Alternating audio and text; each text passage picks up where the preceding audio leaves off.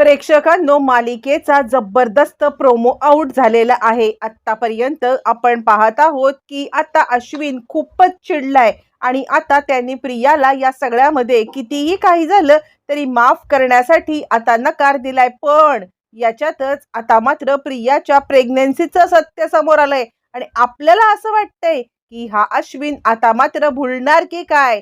पण यावेळेला अश्विनची जेवढी दाद तेवढी त्यावी कमी आहे. यावेळेला अश्विनने मात्र आता कोणत्याही प्रकारे काहीही झालं तरी सुद्धा माघार घ्यायची नाही, हा आता पूर्णपणे ठरवलेला हेतू आहे. आणि त्यानंतर अश्विनने ते बाळ आपलं नाहीये असं म्हणत जो काही महाभयंकर खुलासा केलाय आणि त्यानंतर प्रियाच्या बाळाला आपलंसं म्हणण्यासाठी सुद्धा आता खूप मोठा नकार दिलेला आहे. प्रेक्षकांनो, एका झटक्यात मालिकेतली समीकरणं कशी आणि काय बदललेत सगळं पाहूया. प्रेग्नंट प्रियाचं बाळ सुद्धा आपलं म्हणण्यास अश्विनने नकार तर दिलाय, पण इतकंच नाहीये तर पुढे अजून काय केलंय.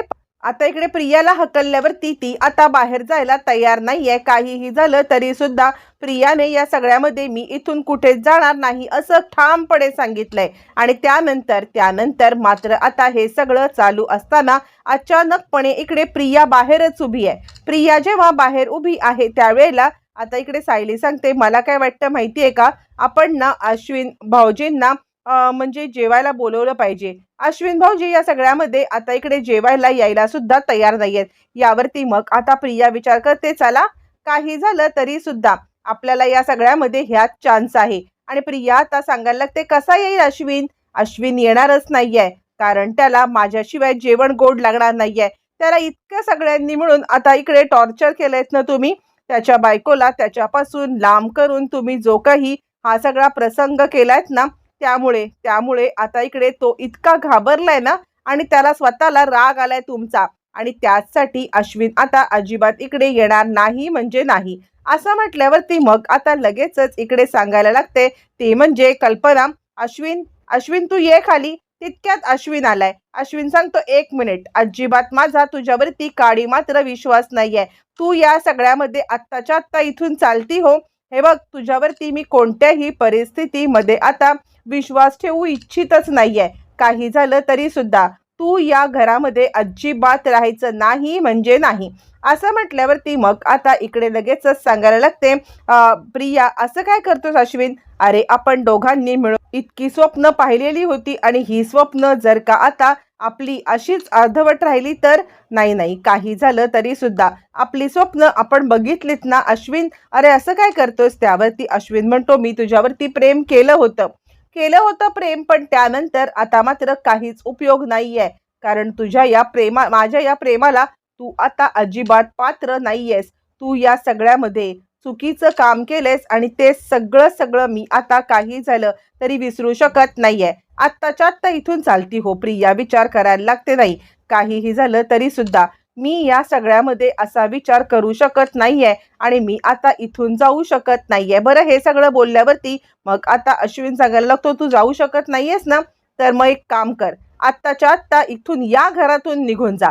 प्रिया विचार करायला लागते, नाही, मी जर का इथून कुठून निघून गेले तर मात्र मला आता या घरात पुन्हा थारा मिळणार नाहीये, किल्लेदार पण थारा देणार नाहीयेत. काय करू असा विचार करत आता प्रिया इकडे विचार करत अश्विन आलाय कल्पनाकडे अश्विन आल्यावरती तो आता कल्पनाला सांगतोय, मॉम मला माफ कर. म्हणजे आता मी तुमच्या कुणावरतीच विश्वास न ठेवता हा सगळा प्रकार जो काही हिच्यामुळे केलाय ना, त्यामुळे मला आता खरंच खूप वाईट वाटतंय. तुमच्या सगळ्यांचा मी आता विश्वासघात केलाय. खरंच सगळ्यांनी मला आता माफ करा. त्यावरती कल्पना सांगायला लागते, हे बघ बाळा, तू चिंता करू नकोस, आम्ही तुझ्या पाठीशी खंबीरपणे उभे आहोत. तुला कितीही कुणीही करण्याचा प्रयत्न जरी केला असला ना तरी सुद्धा आता इकडे आम्ही या सगळ्यामध्ये तुझी साथ सोडणार नाही. बरं, प्रिया बराच वेळ उभी राहते आणि तिला या सगळ्यामध्ये आता चक्कर येते. सगळ्यांना वाटत आहे की प्रिया आता नाटक करते आहे आणि प्रिया आता चक्कर येऊन खाली पडते. पण त्याच वेळेस अश्विन आता सांगायला लागतोय की खरं तर या सगळ्यामध्ये आता इकडे म्हणजे मला दादा वहिनीने खूप गोष्टी सांगण्याचा प्रयत्न केला, पण आता मला कळतच नाहीये की मी या सगळ्यामध्ये का विश्वास ठेवला नाही आणि मला आता समजत नाहीये. तितक्यात प्रियाला चक्कर आले. सगळेजण तिकडे आता पाहायला लागलेत आणि तितक्यात तिथे प्रतिमा आलेली आहे. प्रतिमा आल्यावरती प्रतिमा आता सांगायला लागते, मला खरंच हे सगळं कळलं ना, त्यावेळेला मला इतका मोठा धक्का बसलाय ना, मला खरंच कळत नाहीये की तुमच्या धैर्याचं कसं दाद देऊ.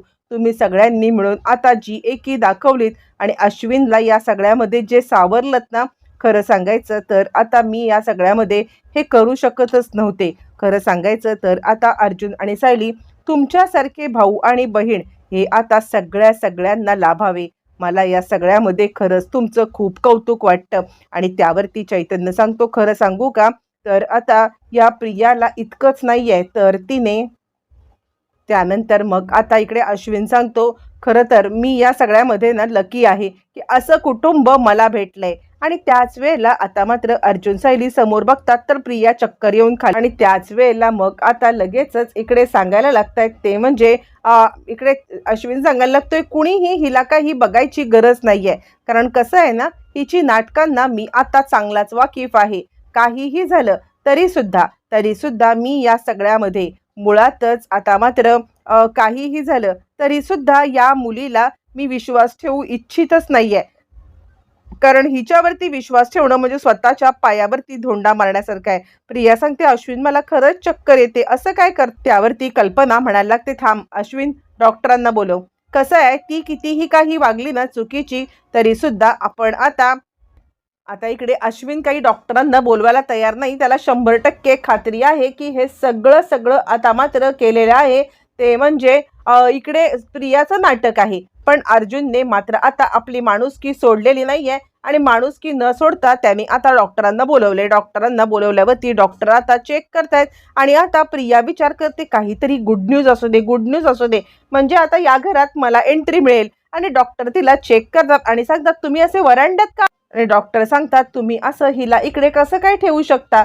असं म्हटल्यावरती लगेचच मात्र आता इकडे सांगायला लागतात, घरात ते सगळे लाजे खातर प्रियाला आता आत घेतात. प्रियाला वाटतं चला आपल्याला या सगळ्यामध्ये आता घरामध्ये घेता येईल. लगेचच डॉक्टर आता प्रियाला आत घेतात. त्यावेळेला अश्विन आता सांगायला, दादा मी तुला म्हटलं होतं ना की हिला आत घ्यायची काही गरज नाहीये, ही खोटारडी आहे आणि डॉक्टर जे काही चेक करायचं ते करा, ही आमच्या घरामध्ये राहत नाहीये. यावरती मग आता डॉक्टर सांगतात, मुळातच तुम्ही आता अशा व्यक्तीला कसं काय बाहेर काढू शकता, ती प्रेग्नेंट आहे. प्रेग्नेंट असं म्हटल्यावरती आता मात्र प्रिया विचार करते, चला काही झालं तरी सुद्धा मी या सगळ्यामध्ये आता मात्र या दोघांना चांगलंच मूर्ख बनवलंय. म्हणजे आता ह्या डॉक्टरांनी येऊन आता आयत्या वेळेला मला हे सगळी जी मदत केले ना ती एकदम भन्नाट आहे. आणि प्रिया आता अश्विनला इमोशनल आवाहन करायला लागते, अश्विन अश्विन असं काय करतोयस. अरे खरं तर आता इकडे हे आपल्या प्रेमाची निशाणी आहे.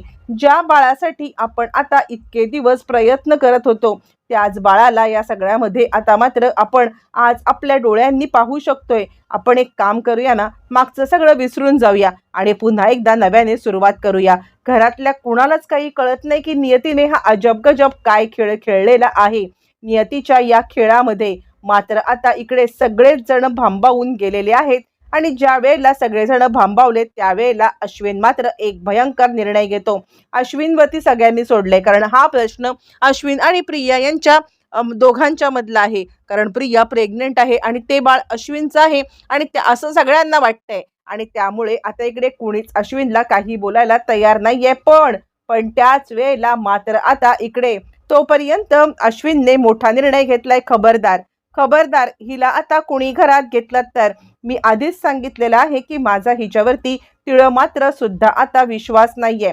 मी हिच्यावरती विश्वास ठेवू शकत नाहीये कारण या सगळ्यामध्ये ही बाई आहे ना खोटारडी आहे. आत्तापर्यंत आपण पाहिलं, लग्नाच्या आधी हिचे बॉयफ्रेंड, लग्नानंतर हिचे बॉयफ्रेंड, असं जर का असेल ना तर आता हे मूल माझं आहे. हे कशावरून, हे मूल माझं नाहीच आहे. मी आता तुम्हाला 100% सांगतोय, हे मूल माझं नाहीये. असं म्हणत प्रियाला पुन्हा एकदा घराबाहेर काढलेलं आहे. प्रिया आता गयाबया करते, अश्विन अरे असं काय करतोयस, काही झालं तरी सुद्धा ते आपलं बाळ आहे आणि आपल्या बाळाला तू असं घराबाहेर का काढत आहेस. काहीही झालं तरी सुद्धा मी या सगळ्यामध्ये आता मात्र हे सहन करू शकत नाहीये. अश्विन म्हणतो, तू नाही सहन करू शकत कारण मुळातच हे बाळ माझं नाहीये. मी तुला सांगतो की 100% हे बाळ माझं नाहीये. या सगळ्यामध्ये मला आता खात्री आहे. कितीही कुणी काहीही बोलण्याचा प्रयत्न केला ना तरी सुद्धा मी आता कन्फर्म आहे की हे बाळ माझं नाहीये. असं म्हटल्यावरती अश्विन आता असं म्हटल्यावरती प्रिया म्हणते, अश्विन तुझा काहीतरी गैरसमज होतोय. त्यावरती तो म्हणतो, बिलकुल नाही. जी आत्तापर्यंत तुझी मी कारस्थानं पाहिलेली आहेत ना त्या कारस्थानांच्या वरून आता मला इकडे समजलेलं आहे.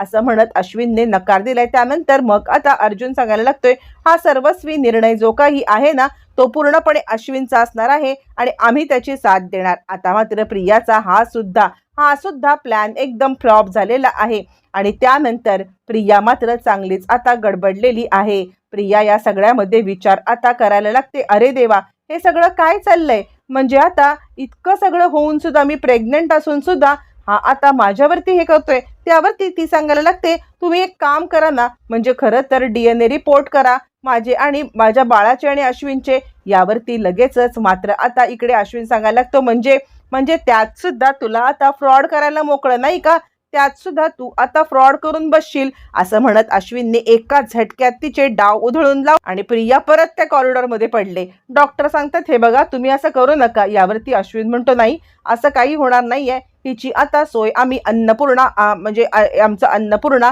हे ट्रस्ट आहे, त्याच्यामध्ये गरजू मुलींना किंवा आता अशा ज्यांना कुणाचा आधार नाहीये त्या मुलींच्या बाबतीत आता आम्ही हे सगळं करतो. आणि त्याचमुळे काहीही झालं तरी सुद्धा आता इकडे ह्या मुलीला आमच्या इकडून माफी नाही म्हणजे नाही. असं म्हटल्यावरती आता मात्र इकडे प्रिया खाली आडवी पडले. पण त्यानंतर अनाथ आश्रमातले किंवा आता इकडे आपल्या ह्याचे ट्रस्टचे लोक येऊन प्रियाला घेऊन जाणार आणि प्रिया या सगळ्यामध्ये आता मात्र अश्विनच्या या अशा रागाला बळी पडले आणि प्रियाचा सगळा डाव फेल.